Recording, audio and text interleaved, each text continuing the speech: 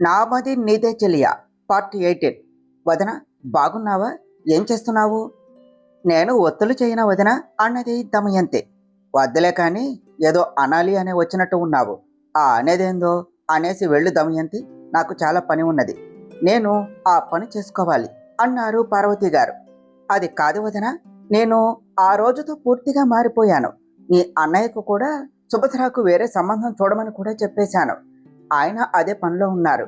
నేను అన్నయ్యకు ఇలా అయ్యింది అని తెలియగానే ఆగలేక వచ్చేశాను. దేవుని దయ వల్ల అన్నయ్యకు ఏమీ కాలేదు అన్నది దమయంతి. నిజమే, ఆ దేవుడే నా కోడలి రూపంలో వచ్చాడు.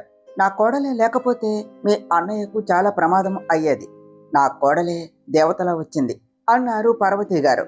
వదిన, నేను ఈ మాట అనేసి నిన్ను బాధ పెట్టాలి అని కాదు, కానీ లోకులు కాకులు వాళ్ళ మనసులో మాట నా మాటగా చెప్తున్నాను. ఇందు అన్నయ్యను కాపాడిందంట కదా, అదే డాక్టర్ చేసినట్టు. ఎలా చేసింది? ఏదో ఒకసారి వింటేనో చూస్తేనో అలా చేసేస్తారా? అలా అయితే చూసిన వాళ్ళందరూ కూడా పెద్ద పెద్ద డాక్టర్లు అయిపోతారు కదా వదిన. ఆహా, ఇది నా మాట కాదు వదిన, మన ఊరి వాళ్ళు అందరి మాట. నేను ఊరికి వస్తూ ఉంటే పిలిచి మరీ ఆపి అందరూ నన్ను అదే అడుగుతూ ఉన్నారు. వాళ్ళు అడిగే వాటికి నా తల కొట్టేసినట్టు ఉన్నది వదిన. ఆ పిల్ల ఆ ఇంటి కోడలేనా అసలు? అందరి ముందు అలా బరితెగించి అలా చేసింది. ఆ ఇంటి కోడలు అంటే ఎలా ఉండాలి, ఎంత పద్ధతి అనుకువ ఉండాలి, అదంతా కూడా ఆ పిల్లకు లేదు అంటూ అందరూ అదే మాట వదిన. నాకు వినటానికి బాధ వేసింది. అందరూ నా కూతుర్ని చూసి బంగారం లాంటి కోడల్ని ఇంట్లో పెట్టుకొని రంగురాళ్లను తెచ్చుకున్నారు అంటున్నారు వదిన. నిజంగానే ఇది మన ఇంటికి సరిపోయేది కాదు వదిన. లేకపోతే అన్నయ్యకు ఇలా ఉంటే నా కూతురు మామయ్యను చూడాలి అని ఏడుస్తూ వచ్చేసింది. మామయ్య పక్కనే ఉన్నది, అదేమో దాని ఆనందం దానికి ముఖ్యం అన్నట్టు వెళ్ళిపోయింది. నాకెందుకు మన విరాజ్కు అది సరి అయినది కాదు అని అనిపిస్తుంది వదిన. మళ్ళీ నేను ఏమన్నా అంటే నన్నే తప్పు పడతావు. నాకెందుకులే వదిన, నేను అన్నయ్యను చూడాలి, వెళ్తున్నాను అంటూ ఇక గబగబా వెళ్ళిపోయింది దమయంతి. అమ్మయ్య, మళ్ళీ నా ఆట మొదలు పెట్టాను. ఈసారి సరి అయిన పావులు జాగ్రత్తగా కలపాలి అని అనుకుంటూ అక్కడి నుండి వెళ్ళిపోయింది. ఇటు విరాజ్ తన చేతికి ఉన్న వాచ్ వైపు చూస్తూ ఇందు కోసం ఎంట్రన్స్ వైపు చూస్తూ అక్కడే కారు బ్యానెట్ మీద కూర్చుని ఉన్నాడు. అప్పటికే ఒక్కొక్కరిగా అందరూ ఎగ్జామ్ ఫినిష్ చేసి వస్తూ ఉంటే విరాజ్ తన ఫేస్ కవర్ చేసుకుని ఇందు కోసం వెయిట్ చేస్తూ ఉన్నాడు. ఇందు మేడం, ఇంకా రాలేదేమిటి, ఏం చేస్తున్నావు అని అనుకుంటూ ఇందు కోసం వెయిట్ చేస్తూ ఉన్నాడు. అప్పుడే ఇందు నడుస్తూ రావటం చూసి కారు దిగి ఇందుకి ఎదురుగా వెళ్ళి, ఇందు, ఎగ్జామ్ ఎలా రాశావు అని అడిగాడు. ఇందు ఏమీ మాట్లాడకుండా సైలెంట్గా ఉన్నది. ఇందు, ఎగ్జామ్ బాగా రాశావా లేదా అంటే, ఏమిటి మేడం అలా డల్గా ఉన్నారు, బాగా రాయలేదా, టఫ్గా ఉన్నదా, అలా సైలెంట్గా ఉంటే నాకే టెన్షన్గా ఉన్నది, చెప్పవే. ఎగ్జామ్ బాగానే అటెంప్ట్ చేసావు కదా, ఇది బాగా అటెంప్ట్ చేయకపోయినా పర్వాలేదులే, నెక్స్ట్ వాటి మీద కాన్సన్ట్రేట్ చేయవచ్చు, దీనికే ఏడవాలా చిన్నపిల్లల అంటూ ఇందు గడ్డం పట్టుకుని లాలనగా అడిగాడు విరాజ్. ఇందు గడ్డం పట్టుకుని లాలనగా అడుగుతూ ఉన్న విరాజ్ని అమాంతం హక్ చేసుకున్నది ఇందు. సడన్ గా ఇందు అలా చేసేసరికి విరాజ్ కూడా కాస్త షాక్ అయినా చుట్టూ ఉన్న వాళ్ళంతా కూడా వాళ్ళని చూస్తూ ఉండటం చూసి విరాజ్ ఇందు చెవిలో, ఇందు, కాస్త మనం ఎక్కడున్నామో చూసుకో, అందరూ మనల్ని చూస్తున్నారు అని అన్నాడు. విరాజ్ మాటకు ఇందు విరాజును వదిలి దూరం జరిగింది. ఇద్దరికి అక్కడ ఉండటం ఎంబారజింగ్గా అనిపిస్తూ ఉంటే ఏమీ పర్వాలేదు అంటూ ఇందు చేయి పట్టుకుని తనతో కారు దగ్గరకు తీసుకుని వెళ్ళి కారులో ఇందుని తీసుకుని వెళ్ళిపోయాడు విరాజ్. ఫస్ట్ ఈ కూల్ డ్రింక్ తాగు అంటూ కూల్ డ్రింక్ ఇందు ముందుకు జరుపుతూ, కాస్త తాగితే కూల్ అవుతావు అంటూ తను కూడా కూల్ డ్రింక్ తీసుకుని సిప్ చేస్తూ ఉన్నాడు విరాజ్. ఇందు కూడా ఆ కూల్ డ్రింక్ తీసుకుని సిప్ చేసి మళ్ళీ కింద పెట్టేసింది. సెట్ అయ్యావా ఇందు అని కాస్త చిన్నగా అడిగాడు విరాజ్. ఇందు చిన్నగా తల ఆడించింది. ఇప్పుడు చెప్పు బంగారం అనపోతూ, ఇందు, ఎగ్జామ్ ఎలా రాశావు అంటే అలా కన్నీళ్లు పెట్టుకున్నావు ఏమిటి, ఏమైంది అంటే చెప్పవు, ఎగ్జామ్ బాగా అటెంప్ట్ చేయకపోయినా ఫీల్ అవ్వకు ఇందు, నెక్స్ట్ టైం బాగా ప్రిపేర్ అవ్వచ్చు అంటూ ఇందు చెయ్యి పట్టుకొని ధైర్యం చెప్పాడు విరాజ్. ఇందు విరాజ్ చెయ్యి పట్టుకొని, విరాజ్ గారు, మీరు ముందు ఉండి నా చెయ్యి పట్టుకుని నన్ను ముందుకు నడిపిస్తూ ఉంటే మీ గౌరవం తగ్గేలాగా చేస్తానా, నేను ఎగ్జామ్ బాగా రాశానండి అని అన్నది. Wow, such an great news, మరి ఎందుకు అలా చిన్నపిల్లలా ఏడ్చేశావు? ఎవరైనా ఏమైనా అన్నారా అన్నాడు విరాజ్. విరాజ్ మాటలకు కాదు అన్నట్టు తల అడ్డంగా ఊపుతూ, ఇది ఏడుపు కాదు విరాజ్ గారు, ఆనందం. నా ఆనందం ఎలా చెప్పాలో కూడా తెలియటం లేదు. భర్త అంటే భరించేవాడు అంటారు, కానీ భరించటం కొందరు తప్పక చేస్తే కొందరు తప్పదు అన్నట్టు చేస్తారు. కానీ మీరు మాత్రం అది బాధ్యత అనుకున్నారు. ఆ బాధ్యతను ఎక్కడ మర్చిపోకుండా పెళ్లిలో చేసిన ప్రమాణాలు పాటిస్తూ నన్ను ఆల్వేస్ కాపాడుతూ ఉన్నారు. ఈరోజు నేను మళ్ళీ చదువుతున్నాను అంటే రీజన్ మీరే విరాజ్ గారు. మేము చేసిన తప్పును సహనంతో భరిస్తూ నన్ను అర్థం చేసుకుని నాకు తోడుగా ఉన్నారు. ఈరోజు నేను మళ్ళీ ఈ కోటు పట్టుకున్నాను అంటే అది మీ వల్లే విరాజ్ గారు. ఎప్పుడో నా ఆశను చిదిమేశాను, కానీ మీ వల్లే మళ్ళీ ఇలా విరాజ్ గారు. మిమ్మల్ని చూడగానే నా ఆనందం ఎలా ఎక్స్ప్రెస్ చేయాలో తెలియక కన్నీళ్లు వచ్చేశాయి. ఆడపిల్లకు అర్థం చేసుకునేవాడు భర్తగా వస్తే అదృష్టం అంట. నన్ను ఇంత అర్థం చేసుకుని నాకు తోడుగా ఉన్నారు. ఐఎమ్ వెరీ లక్కీ విరాజ్ గారు అంటూ విరాజ్ చేతి మీద ముద్దు పెట్టింది ఇందు. అనుకోని దానికి విరాజు షాక్తో చూశాడు. ఇందు చేసిన దానికి సిగ్గుతో తలదించేసింది. ఒసేయ్, ఆ తిండి ఆపి నీ అత్తయ్యను బుట్టలో వేసుకునే పనిలో ఉండు. బుట్ట అన్నాను అనేసి వెళ్ళి బుట్ట తెచ్చుకుంటాను అనకు నువ్వు నీ తిండి పిచ్చి అన్నది దమయంతి.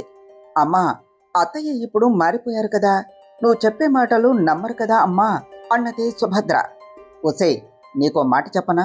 కొందరు కోపం తాటాకు చప్పుడు అలా వచ్చి ఇలా పోతుంది అంటారు కదా, అది మీ అత్తకు పూర్తిగా వ్యతిరేకం.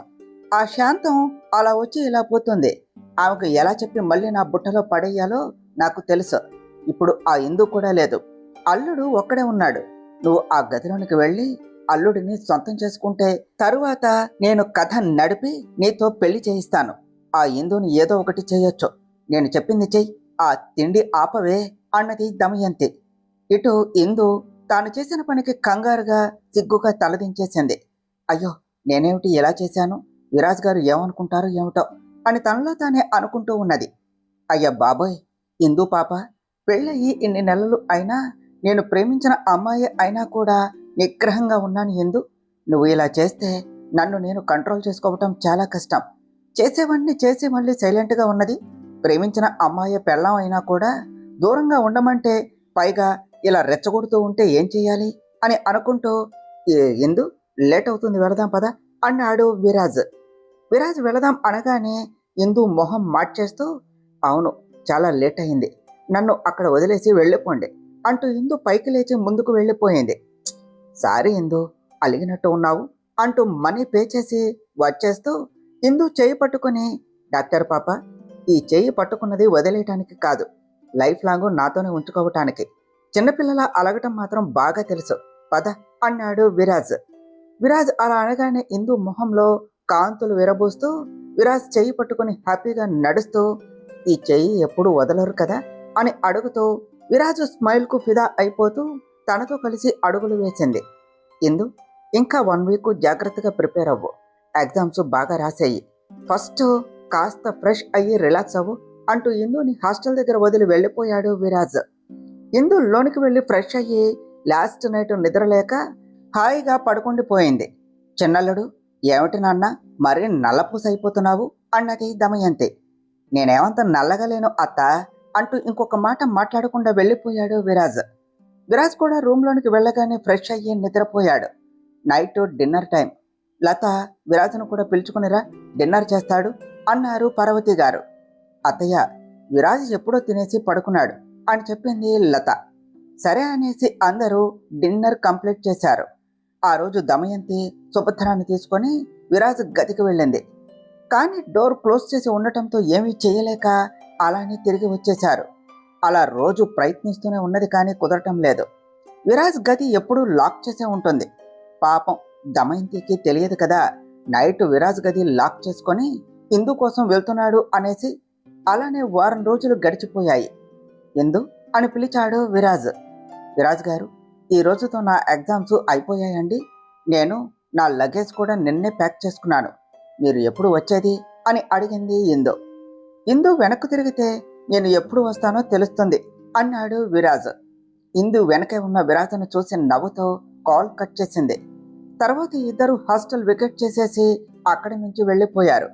విరాజ్ గారు, ఇంటికి వెళదామా అన్నది ఇందో. వెళ్దాం ఇందో, కానీ ఇప్పుడే కాదు. ఈరోజు ఎగ్జామ్ అయిపోయింది కదా, ముందే నీకు ట్రీట్ ఇవ్వాలి అంటూ రెస్టారెంట్కు తీసుకుని వెళ్ళాడు విరాజ్. ఇద్దరు డిన్నర్ చేశారు. తర్వాత మూవీకి వెళ్ళి నైట్కి ఇంటికి చేరుకున్నారు. నైట్ అందరూ పడుకున్నాక దమయంతి సుభద్రాన్ని తీసుకొని విరాజ్ గదికి వచ్చింది. ఓసే తిండిపోతూ, ఈరోజు తలుపు గడియ పెట్టలేదు. రేపే శ్రీరామనవమి. నువ్వు ఆ గదిలోనికి వెళ్ళి చిన్నబాబు పక్కన దుప్పట్లో పడుకో. నేను తర్వాత కథ నడుపుతాను. వెళ్ళు వెళ్ళు అంటూ పంపించి తలుపులు వేసేసి, అమ్మయ్యా, రేపటితో నా కూతురు విరాజ్కి పెళ్ళాం అవుతుంది. రాములవారి కళ్యాణం నా చిన్నల్లుడు నా కూతురు కలిసి చేస్తారు. ఆ ఇందు ఏడుస్తూ ఉంటే నేను నవ్వుతూ అత్తగారి హోదాలో ఉంటాను. ముందు వాళ్ళ పెళ్ళైతే తర్వాత దాన్ని బయటకు గెంటేయటం మనకు వెన్నతో పెట్టిన విద్య అంటూ మురిసిపోతూ వెళ్ళిపోయింది దమయంతి. ఆ తర్వాత రోజు పొద్దున్నే, అయ్యో అన్నయ్య, నా కూతురు కనిపించటం లేదు, నా కూతురా అంటూ ఏడుస్తూ ఉన్నది దమయంతి. దమయంతి, ఏడవకు, ఇక్కడే ఎక్కడో ఉంటుంది, అన్ని గదులు చూద్దాము అంటూ అన్నీ చూస్తూ ఉన్నారు. అన్నయ్య, అన్నీ చూశారు, చిన్నల్లుడు గది కూడా చూద్దాము, అక్కడే ఉన్న నా చెట్టు తల్లి ఉందేమో అంటూ ఏడుస్తూ అన్నది దమయంతి. దమయంతి, నువ్వేం మాట్లాడుతున్నావు? సుభద్ర విరాజ్ రూమ్లో ఎందుకు ఉంటుంది? మాతోండే మాట్లాడుతున్నావా అన్నారు మహాదేవయ్య గారు. అయ్యో అన్నయ్య, అలా కాదన్నయ్య, సుభద్రాని ఇందు ఇక్కడ ఉన్నప్పుడు అక్కడకు తీసుకుని వెళ్ళేది, అలా ఏమైనా వెళ్ళిందేమో అనేసి అన్నాను అన్నది దమయంతి. సరే, అన్నీ చూసాము కదా, అక్కడ కూడా చూద్దాము. లత, ఈ వినోద్ ఎక్కడ ఉన్నాడు అని అడిగారు మహాదేవయ్య గారు. మామయ్య, నిన్న ఏదో కాల్ వస్తే ఆయన బయటకు వెళ్ళిపోయారు అని చెప్పింది లత. పదండి పదండి, అక్కడ నా కూతురు చిన్నల్లుడు పక్కలో ఉంటుంది, అప్పుడు నేను కథ నడుపుతాను అనేసి మనసులో మురిసిపోతూ విరాజ్ రూమ్కు వెళ్ళింది దమయంతి. రూమ్ డోర్ ఓపెన్లోనే ఉండటంతో అందరూ డోర్ తీసుకుని లోనికి వెళ్ళారు. లోపలికి వచ్చిన వాళ్ళు బెడ్ మీద ఉన్న సీన్ చూసి షాక్గా చూస్తూ ఉన్నారు. అక్కడ బెడ్ మీద సుభద్ర అస్తవ్యస్తంగా పడుకొని ఉండటం చూసి, అన్నయ్య, నా కూతురు ఇక్కడే ఉన్నది, కానీ నా కూతురు ఇక్కడ ఉన్నది, పైగా చిన్నల్లుడి మంచం మీద ఉన్నది, అంటే రాత్రి వీళ్ళిద్దరి మధ్య అంటూ ఇంకా ఏడుస్తూ, అయ్యో, నా కూతురు ఇప్పుడు ఏం చెయ్యాలి? ఓసై, నా పరువు తీసావు కదే అంటూ ఓ రేంజ్లో మొదలుపెట్టింది దమయంతి. సుభద్ర, లేవవే, లే అంటూ ఏడుస్తూ సుభద్రను నిద్ర లేపి, ఎక్కడేం చేస్తున్నావే అని అడిగింది. అమ్మా, రాత్రి చిన్నబాబు గదిలో నేను అని సుభద్ర చెబుతూ ఉంటే, ఆపై, అక్కడితో ఆపై, నేను వినలేను. అయ్యో, నా కూతురు జీవితం నాశనమయ్యింది. చిన్నల్లుడు నా కూతురు జీవితాన్ని నాశనం చేసేశాడు. ఇప్పుడు దీన్ని ఎవరు పెళ్లి చేసుకోవాలి అన్నది దమయంతి. అప్పుడే వాష్రూమ్ డోర్ ఓపెన్ చేసుకుని వస్తూ ఫేస్ టవల్తో తుడుచుకుంటూ అక్కడ ఉన్న అందరినీ చూసి ఏడుస్తూ ఉన్న దమయంతి దగ్గరకు వచ్చి, పిన్ని, ఏమైంది అని అడిగింది ఇందో. ఏమైంది అంటావేమిటి? నా కూతురు జీవితం నాశనం అయ్యింది అంటూ అక్కడ ఉన్న ఇందుని చూసి షాక్ అవుతూ ఏడుపు ఆపేసింది దమయంతి. ఎందు, నువ్వు ఎప్పుడు వచ్చావు అని అందరూ అడిగారు. మామయ్య గారు, నేను నిన్న రాత్రే వచ్చాను. విరాజ్ గారు వచ్చి తీసుకుని వచ్చారు. రాత్రి వచ్చేసరికి చాలా ఆలస్యం అయ్యింది. అవును, ఎందుకు పిన్ని ఇలా ఏడుస్తున్నారు అన్నది ఎందో. అంటే రాత్రి అంటూ దమయంతి ఇంకేమీ మాట్లాడలేక అటు ఇటు చూస్తూ ఉన్నది. విరాజ్ అప్పుడే రూమ్లోనికి వస్తూ, మామ్, నాన్నగారు, మీరు ఇక్కడ అంటూ చుట్టూ చూస్తూ అడిగాడు విరాజ్. నువ్వెక్కడి నుంచి వస్తున్నావు అన్నారు మహాదేవయ్య గారు. అది నాన్నగారు, అమ్మ ఈసారి కళ్యాణం ఇందు చేతుల మీద చేయాలి అని అన్నది కదా, అందుకనే నేను నిన్న నైట్ ఇందుని తీసుకుని వచ్చాను. వచ్చేసరికి మీరంతా పడుకున్నారు. అప్పుడే అన్నయ్య ఆఫీసులో చిన్న ప్రాబ్లం అయితే వెళ్తూ ఉన్నాడు. నేను కూడా అన్నయ్యకు తోడుగా తనతో పాటే వెళ్ళి ఇప్పుడే వస్తున్నాను. ఏమైంది అని అడిగాడు విరాజ్. అంటే నువ్వు నైట్ అంతా ఈ గదిలో లేవా అని ఆశ్చర్యంగా అడిగింది దమయంతి. నీకు ఏమైనా ప్రాబ్లం ఉందా అత్తయ్య, నేను లేకపోతే అని క్యాజువల్గా అన్నాడు విరాజ్. అది సరే, సుభద్ర ఇక్కడేం చేస్తుంది అన్నారు మహాదేవయ్య గారు. అది మామయ్య గారు, రాత్రి విరాజ్ గారు వెళ్ళగానే నేను ఒక్కదాన్నే ఉన్నాను అనేసి సుభద్ర కనిపిస్తే నాకు తోడుగా పడుకోబెట్టుకున్నాను. ఏమైంది పిన్ని, అలా ఏడుస్తున్నావు అని అడిగింది ఏందో. ఏమీ లేదమ్మా, ఈరోజు సీతారాముల కళ్యాణం కదా, నువ్వు వచ్చేసావు, ఈసారి మీరే కళ్యాణం చేయాలి, త్వరగా తయారవ్వండి అంటూ చెప్పి అందరూ బయటకు వచ్చేశారు. దమయంతి సుభద్రాన్ని తీసుకుని డల్గా బయటకు వచ్చేసింది. దమయంతి అని పిలిచారు మహాదేవయ్య గారు. హిహిహి, అన్నయ్య అంటే అలా ఆ గదిలో చూసేసరికి తప్పుగా అనుకున్నాను. అంటే అన్నయ్య అని దమయంతి అంటూ ఉంటే, ఇంకోసారి పిచ్చి పిచ్చి కథలు చెప్పావు అంటే ఊరుకునేది లేదు అంటూ నలుగురు తిట్టి అక్కడి నుంచి వెళ్ళిపోయారు. అమ్మా, నేను బావగదిలో మంచం మీదే పడుకున్నాను, ఇంకా నాకు పెళ్లి చేస్తావా? నేను పెళ్లి కూతురులా రెడీ అవునా అన్నది సుభద్ర. ఒసేయ్, రాత్రి చిన్నబావ రాలేదా అన్నది దమయంతి. చిన్నక్క వచ్చింది అని చెప్పింది సుభద్ర. అయితే రాత్రి రావచ్చు కదా, అక్కడ ఎందుకు చచ్చావు అన్నది దమయంతి. నువ్వేం చెప్పావు? బావ గదిలో పడుకుంటే పెళ్లి చేస్తాను అన్నావు. నేను పడుకున్నాను, నాకు పెళ్లి చెయ్యమ్మా, పెళ్లి చెయ్యమ్మా, పెళ్లి చెయ్యమ్మా అన్నది సుభద్ర. ఒసై, వెంకీస్ మ్యారేజ్ సుబ్బీస్ డెత్ అన్నట్టు నీ పెళ్లి నా చావుకొచ్చిందే. కాస్తుంటే నేను చచ్చేదాన్ని, ఇంకా అది వచ్చింది. నీకు కాదు పెళ్ళి, నాకు చేస్తుంది. ఇంకా నయం, దానికి నిజం తెలియలేదు, బ్రతికిపోయాను అన్నది దమయంతి. నేను అక్కకు అన్నీ చెప్పేశాను కదా, రేపు నాకు బావకు పెళ్ళి అని కూడా చెప్పేశాను. అమ్మ అక్కకు తెలియదు అంటుందేమిటి అని అనుకుంటూ, అమ్మో నాకు ఆకలిస్తుంది అంటూ కిందకు పరిగెత్తింది సుభద్ర. ఇందు ఏమైంది? అందరూ మన రూమ్లో ఉన్నారేమిటి అన్నాడు విరాజు. అదేమీ లేదు విరాజు గారు, మీ మరదలు ఇంట్లో కనిపించలేదు అని వెతుకుతూ వచ్చారు. నేనేమో నైట్ సుభద్రను నాకు తోడుగా పడుకోబెట్టుకున్నాను. ఈరోజు గుడికి వెళ్ళాలి కదా, రెడీ అవ్వండి విరాజు గారు అన్నది ఇందు. ఓకే ఓకే ఇందు మేడం, తమరి చిత్తం అని నవ్వుతూ అన్నాడు విరాజ్. ఇందు విరాజ్కి టవల్ ఇస్తూ వెళ్ళి ఫ్రెష్ అవ్వండి విరాజ్ గారు అంటూ విరాజ్ను పంపించింది. పిన్ని, నువ్వు ఎంతవరకు వచ్చావు? ఈరోజు నేనే రాకపోయి ఉంటే విరాజ్ గారికి సుభద్రకు నువ్వు అనుకున్నట్టే చేసేదానివి. నీకు ఒకసారి వార్నింగ్ ఇచ్చినా కూడా నువ్వు మారలేదు. నీకు వార్నింగ్ చేసి వదలటం కాదు, ప్రాక్టికల్గా చూపించాలి అంటూ గట్టిగా ఫిక్స్ అయ్యింది. ఇందు అని పిలిచింది లత. అక్క అంటూ లతను హక్ చేసుకున్నది ఇందు. ఇందు బాగున్నావా, చాలా రోజులైంది అంటూ లత మాట్లాడుతూ ఉన్నది. ఇందు అంటూ అక్కడకు వచ్చారు పార్వతి గారు. అత్తయ్య గారు అన్నది ఇందు. గుడిలో కళ్యాణానికి వెళ్ళాలి, త్వరగా తయారవ్వండి. లత నువ్వు కూడా అన్నారు పార్వతి గారు. అలానే అండి అని ఇద్దరు అన్నారు. కాసేపటికి అందరూ రెడీ అయ్యి బయటకు వచ్చారు. అందరూ వచ్చేశారు. ఇక విరాజ్, ఇందు మాత్రమే బ్యాలెన్స్. వాళ్ళ కోసం చూస్తూ ఉన్నారు. వదిన, అందరం చెప్పిన టైంకు చెప్పినట్టు వచ్చేసాము, కానీ ఆ పట్నం పిల్ల మాత్రం, అదే వదిన నీ చిన్న కోడలు, ఒక్కటే రాలేదు ఏమిటో. పెదప కాలం పెదప బుద్ధులు, నేను ఎక్కడా చూడలేదమ్మా ఈ విడ్డూరం. మా రోజుల్లో అత్తగారు చెప్తే అంతకంటే ముందే మేము ఉండేవాళ్ళం, కానీ ఈ రోజుల్లో కోడలు అత్తల్నే ఎదురు చూసేలా చేస్తున్నారు. అందులో నీ కోడలు మరీ ముందు. ఎంతైనా కూడా పట్నం పిల్ల కదా, చదువు లేకపోయినా కూడా ఆ పట్నం వాసం ఉంది పిల్లలో వదిన. అయ్యో, నీ మంచి కోసమే చెప్తున్నా వదిన, తర్వాత నీ ఇష్టం. నేనేమి సూటిపోటి మాటలు చెప్పటం లేదు వదిన. రాత్రి వచ్చి మీకు చెప్పలేదు, ఇప్పుడు ఇంత ఆలస్యం. అసలు ఇంటికి తనే యజమానురాలు అనుకుంటుంది అంటూ వదినకు 10 రాళ్లు వేస్తే ఒక్క రాయి తగిలినా చాలదా, ఇన్ని మాటల్లో ఒకటి తగిలినా చాలు కదా అని మనసులో నవ్వుకుంటూ ఉన్నది దమయంతి. ఒకప్పుడు చీర కట్టుకోవటం కూడా రాదు అన్న తనేనా ఇప్పుడు చీరకే అందాన్ని తెచ్చినట్టు కట్టిన ఇందు చీర కట్టను వెనక నుంచి ఆర్తిగా చూస్తూ ఉన్నాడు విరాజ్. తెల్లని పట్టు చీరకు రెడ్ అండ్ గోల్డ్ మిక్స్ చేసి చీరకే అందాన్ని తెచ్చినట్టు ఉన్న ఆ చీరలో నిజంగానే కొత్త పెళ్లి కూతురులా ఉన్నది విరాజ్ కళ్ళకు. ఇందుని అలా చూస్తూ మనసే వశం తప్పుతూ ఉంటే తన ప్రియ సఖి వైపు అడుగులు వేస్తూ ఉన్నాడు విరాజ్. ఇందు రెడీ అవటం అయిపోవటంతో వెనక్కు తిరిగేసరికి తనకు అడ్డంగా వచ్చిన విరాజ్ గుండెలకు తన తల కొట్టుకున్నది. అప్పటికి కానీ విరాజ్ ప్రేమ తీరాల నుంచి రియాలిటీలోనికి వచ్చాడు. విరాజ్ గారు, మీరా? సారీ అండి, చూసుకోలేదు అన్నది ఇందు. నేను మాత్రం నిన్నే చూస్తున్నా ఇందు అన్నాడు విరాజ్. ఏమిటి విరాజ్ గారు అని అడిగింది ఇందు. ఈ చీరలో నువ్వు ఎలా ఉన్నావో తెలుసా ఇందు? అప్పుడే పాల కడలిలో నుంచి పుట్టుకొచ్చిన లక్ష్మీదేవిలా, హిమగిరి రాజ తనయ ఆ పరమశివునికై వేచి చూసే పార్వతీదేవిలా, ఒక్క మాటలో చెప్పాలి అంటే శివధనస్సును ఎక్కుపెట్టిన శ్రీరాముని కోసం పరమాలను పట్టుకున్న సీతమ్మలాగా చాలా బాగున్నావు ఇందు అన్నాడు విరాజ్. విరాజ్ దగ్గర నుంచి ఈ రేంజ్ కాంప్లిమెంట్స్ వినటం ఇందుకి ఇదే ఫస్ట్ టైం.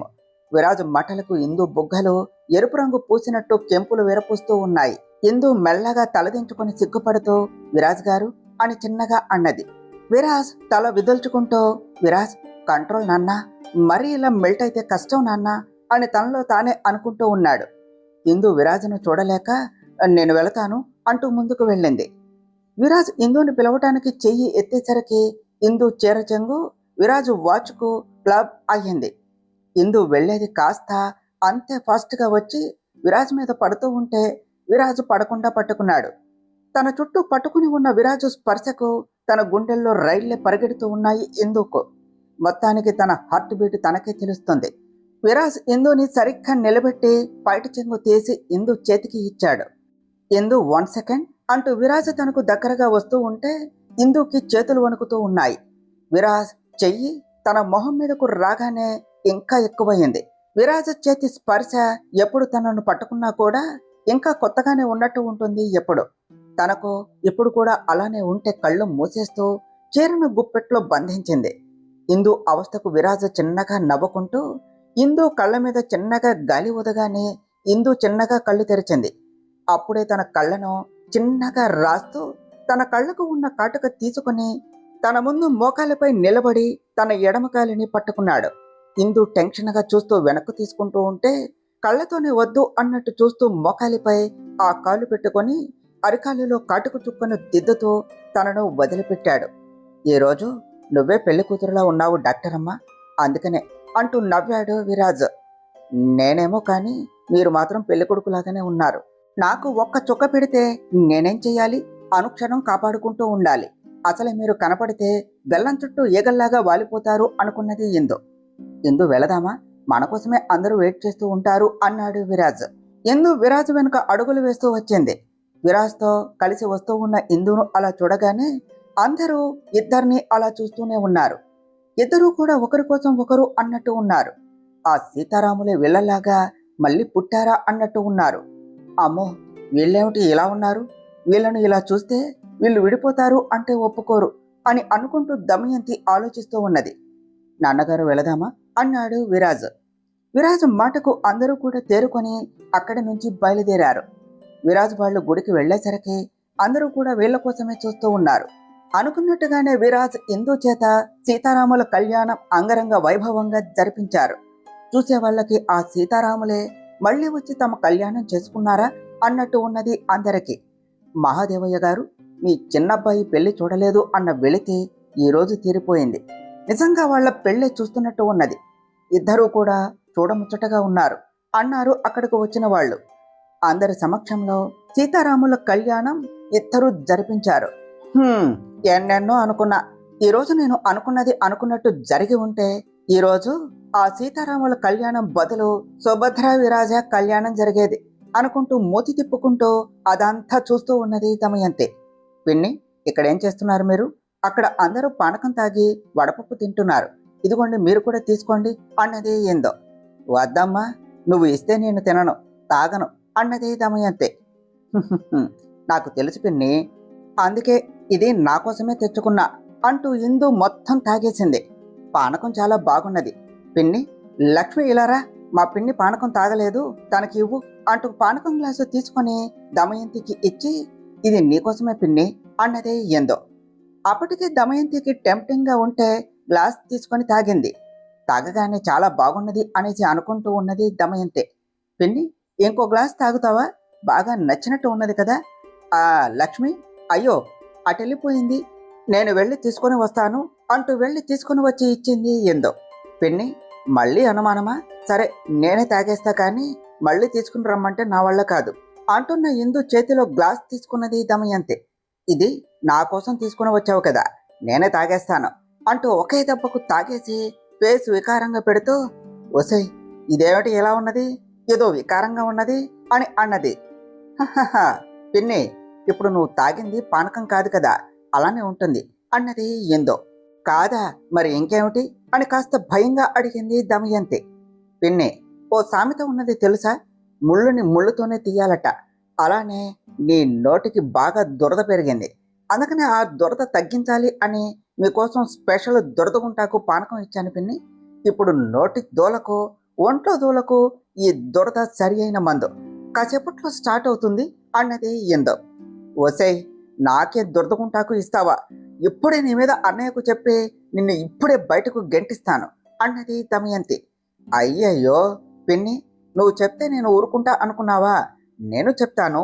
నువ్వు నిన్న రాత్రి వేసిన దిక్కుమాలిన ప్లాన్ చెప్తాను. మా ఆయనకు నీ కూతురికి ఎలా పెళ్లి చేయాలి అనుకున్నావో అంత పూసగుచ్చినట్టు చెప్తాను. దానికి నేను చేసింది తక్కువే అంటారు.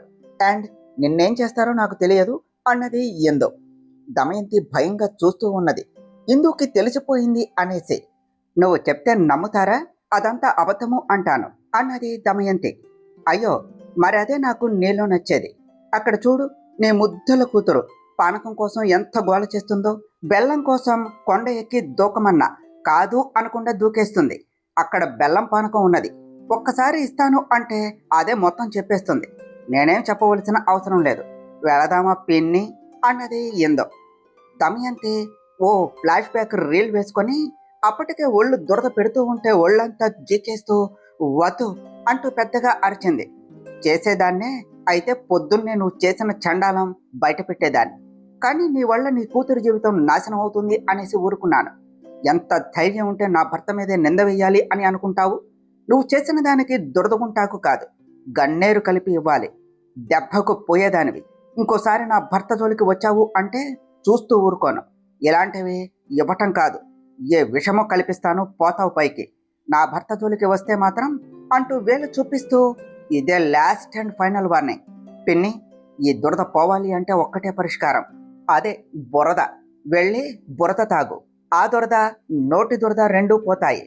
లేదా పందిలా అదే బురదలో పొరలాడు. బెస్ట్ ఆఫ్ లక్ పిన్ని, బాగుంటే రేపు కలుద్దాం అంటూ అక్కడ నుండి వచ్చేసింది ఇందు.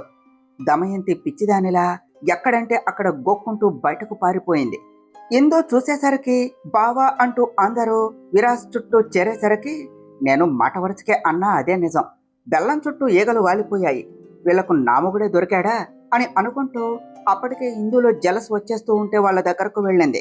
బావా, రాముడికి ఒక్క సీతే ఎందుకు, ఇంకా 2-3 ఉంటే బాగుండేది కదా అప్పుడు అని వాళ్ళు అంటూ ఉంటే అప్పుడే ఇందు వచ్చి, అప్పుడు దాన్ని రామాయణం అనరు, కిష్కింద అంటారు. ఒక్కటే మాట, ఒక్కటే బాణం, ఒక్కటే భార్య, ఒక్కటే ప్రాణం, అదే రామాయణం. సీతారాములు అంటే 2 కాదు, ఒక్కరు. అది చెప్పటానికి రామాయణం. తనువులు వేరైనా ఒకటే ప్రాణం, అదే రామాయణం. సీతారాముల పేరులో కూడా కలిసే ఉంటారు. వాళ్ళ మధ్యలోనికి వస్తే శూర్పణఖకు పట్టిన గతే ఎవరికైనా పడుతుంది. ఆ కాలంలో రామునికి అండగా లక్ష్మణుడు ఉన్నాడు. కానీ ఈ కాలంలో రామునికి తోడు సీతే. సీతకి లోకం రాముడే. తన రాముడి జోలికి వస్తే ఈ కాలం సీతలు ఆ కాలంలో లాగా ఉండరు. ముక్కు చెవులు కోసి చేతికి ఇస్తారు. విరాజ్ గారు, మిమ్మల్ని మీ అత్తయ్య పిలుస్తున్నారు, పదండి అంటూ విసురుగా నాది అన్న హక్కుగా విరాజ్ను అక్కడి నుంచి లాక్కొని వెళ్ళిపోయింది ఇందు. ఇందు మాటకు అక్కడ ఉన్న వాళ్ళకి గొంతు తడి ఆరిపోతూ ఉంటే, అమ్మో, బెదిరించకుండానే బెదిరించింది, మామూలు అమ్మాయి కాదు, పెద్ద టపాకాయ్ అనుకున్నారు అంతా. ఇందు అంత కోపం ఏమిటి అంటూ విరాజు వస్తూ ఉన్న నవ్వును ఆపుకుంటూ అడిగాడు. ఎందుకో మీకు తెలియదా అంటూ విరాజుని గోడకు లాక్ చేస్తూ విరాజు భుజం మీద చెయ్యి వేసి, మీరు నా భర్త, నాకు మాత్రమే సొంతం. నా దాని మీద ఎవరు కన్ను వేసినా నేను చూడలేను. నాకు మీరంటే ప్రాణం విరాజ్ గారు. నేను మిమ్మల్ని ప్రేమిస్తున్నాను. మీరే నాకు అన్ని. మీలోనే మా అమ్మ నాన్న అందరినీ చూసుకుంటున్నాను. నాకు మీరు దూరం అవుతారు అంటే అది నా వల్ల కాదు. నాకు మీ గతం అవసరం లేదు, మీతో భవిష్యత్తు కావాలి. ఈ ఫ్యూచర్లో నేను కాకుండా మరి ఏ అమ్మాయి ఉన్నా నా వల్ల కాదు విరాజ్ గారు. నా భర్త నాకే కావాలి. ఇది స్వార్థం అయితే నాది స్వార్థమే. మీరు అలా వేరే అమ్మాయిలతో అంత క్లోజ్గా ఉంటే నా వల్ల కాదు విరాజ్ గారు అన్నది ఇందు. ఇందు, వాళ్ళు నిన్ను సరదాకి ఆట పట్టించారు అంతే, వదిలే. అమ్మో, కానీ ఇందు నీకు మాటలు వచ్చాయి అన్నాడు విరాజు. మీరు నేర్పిన మాటలే కదా విరాజ్ గారు అన్నది ఇందు. సరే పద అంటూ ఇద్దరు అందరి దగ్గరకు వెళ్ళిపోయారు. కాసేపటికి విరాజ్ గారు ఎక్కడ ఉన్నారు అంటూ మొత్తం చూస్తూ, మా ఆయన్ని నాకు కాకుండా చేయాలి అని చూస్తారా? ఎవరైనా కానీ మా ఆయన జోలికి వస్తే మాత్రం ఊరుకునేది లేదు. విరాజ్ గారు నాకే సొంతం అంటూ మార్నింగ్ జరిగిన దాన్ని గుర్తు చేసుకుంటూ నవ్వుకుంటూ విరాజ్ కోసం చూస్తూ ఉన్న ఇందు గుడి వెనుకకు వచ్చేసింది. అక్కడ జరిగేదాన్ని చూస్తూ నిశ్చేష్టురాలై చూస్తూ అలానే ఉండిపోయింది. విరాజ్ కౌగిల్లో ఒక అమ్మాయిని చూడగానే తన గుండె అక్కడే ఆగిపోయింది. తన ప్రాణం పోతున్నట్టు ఉన్నది. తన కళ్ళను తానే నమ్మలేనట్టు ఉన్నది. నిలబడ్డ చోటే పాతాళంలోనికి పడిపోయినట్టు ఉన్నది. కళ్ళల్లో నీళ్లు కూడా రావటం లేదు. విరాజ్ గారు అనుకుంటూ మాట కూడా బయటకు రావటం లేదు ఇందుకు. హాయ్ ఇందు, ఏమిటి అలా చూస్తున్నావు? ఓ, మీ ఆయన కౌకిల్లో ఉన్న ఆ అమ్మాయి ఎవరా అనేసి చూస్తున్నావా? నేను చెప్పనా ఆ అమ్మాయి ఎవరు అనేది? అసలు నీ స్థానంలో ఉండవలసింది ఆ అమ్మాయే. ఆ అమ్మాయిని విరాజు ప్రాణంగా ప్రేమించాడు. తనతోనే కలిసి బ్రతకాలి అని అనుకున్నాడు. కానీ మధ్యలో నువ్వే వాళ్ళ మధ్యకు వచ్చావు. విరాజు ప్రేమను నాశనం చేశావు. చూసావు కదా, ఎప్పటికీ కూడా విరాజుకు తనంటే ఎంత ప్రేమో. వాళ్ళ ప్రేమకు నువ్వే అడ్డంగా ఉన్నావు అన్నది షీల. తన భర్త గుండెలపై తన హక్కు సొంతం అనుకునే తన భర్త కౌగిల్లో పరాయి ఆడదాన్ని, పైగా విరాజు ప్రేమించిన అమ్మాయిని చూసిన ఇందు మనసు ముక్కలు అవుతూ ఉంటే ఇక వాళ్ళను చూడలేక, షీల మాటలు వినలేక అక్కడి నుంచి బొమ్మలాగా వెనక్కు వెళ్ళిపోయింది ఇందు. ఇందు వచ్చినప్పటి నుంచి ఇలానే ఉన్నావు, శారీ మార్చుకోవచ్చు కదా అన్నది లత. ఇందుకి ఎవరి మాటలు చెవికి చేరటం లేదు. కళ్ళ ముందు తన భర్త కౌగిల్లో ఉన్న వేరే అమ్మాయి అదే దృశ్యం మాత్రమే కనిపిస్తూ ఉన్నది. తన కళ్ళను కన్నీళ్లు కప్పిస్తూ ఉంటే అన్యమనస్కంగా ఉన్నది ఇందు. ఇందు, పొద్దుటి వరకు బాగానే ఉన్నావు కదా, ఉన్న ఫలంగా ఏమైంది ఇలా ఉన్నావు అంటూ తనను కదుపుతూ అడిగింది లత. ఇందు పక్కకు తిరిగి తన కన్నీళ్లను తుడుచుకుంటూ అదేమీ లేదక్క, కాస్త తలనొప్పిగా ఉన్నది అని చెప్పింది. ఎందుకు ఉండదు, ఈరోజు అందరి కళ్ళు మీ మీదే ఇందు. మీ ఇద్దరిని చూస్తూ ఉంటే ఆ సీతారాములే వచ్చారా అని అనుకున్నారు. అంత అందంగా ఉన్నారు ఇద్దరు. ఏ పాడుకల్లో మీ మీద పడినట్టు ఉన్నాయి. మీ ఇద్దరికి దిష్టి తీయాలి ఎందు అని నవ్వుతూ అన్నది లత. అంతలో పార్వతి గారు పిలవగానే వస్తున్న అత్తయ్య అంటూ అక్కడి నుండి వెళ్ళిపోయింది లత. నిజమే అక్క, మా మీద నిజంగానే ఏవో పాడుకల్లే పడ్డాయి, అందుకే ఈరోజు ఇలా జరిగింది అనుకుంటూ విరాజు కౌగిల్లో వేరే అమ్మాయిని ఊహించుకుంటూ అలానే ఆలోచిస్తూ ఉన్నది ఇందు. ఇందు, అత్తయ్య నాకు వేరే పని చెప్పారు కానీ ఈ వంట పని నువ్వే చూడు అంటూ లత బయటకు వెళ్ళింది. ఇందు ఆ వంట సంగతి చూస్తూ ఉన్నది. మనిషి ఇక్కడే ఉన్న మనసు ఎక్కడో ఉన్న ఇందుకి అస్తమాను తన కళ్ళ ముందు విరాజు మాత్రమే మెదులుతూ ఉన్నాడు. కుకింగ్ ఫినిష్ చేసి బౌల్ పక్కన పెట్టేసి గ్యాస్ ఆఫ్ చేయటం మర్చిపోయింది. అలానే చేస్తూ పక్కకు జరిగి ఇందు శారీ పళ్ళు వెళ్ళి బర్నర్ మీద పడగానే ఆ శారీ చెంగుకు నిప్పు అంటుకున్నది. తర్వాత ఏమి జరిగిందో నెక్స్ట్ పార్ట్లో తెలుసుకుందాం ఫ్రెండ్స్. డియర్ ఫ్రెండ్స్, మీకు గనుక ఈ కథ నచ్చినట్లయితే మీ అభిప్రాయాలను కామెంట్ల రూపంలో తెలియచేయండి. ఈ వీడియోను లైక్ చేయండి, షేర్ చేయండి. మా ఛానల్ను సబ్స్క్రైబ్ చేసుకోండి ఫ్రెండ్స్. Thank you.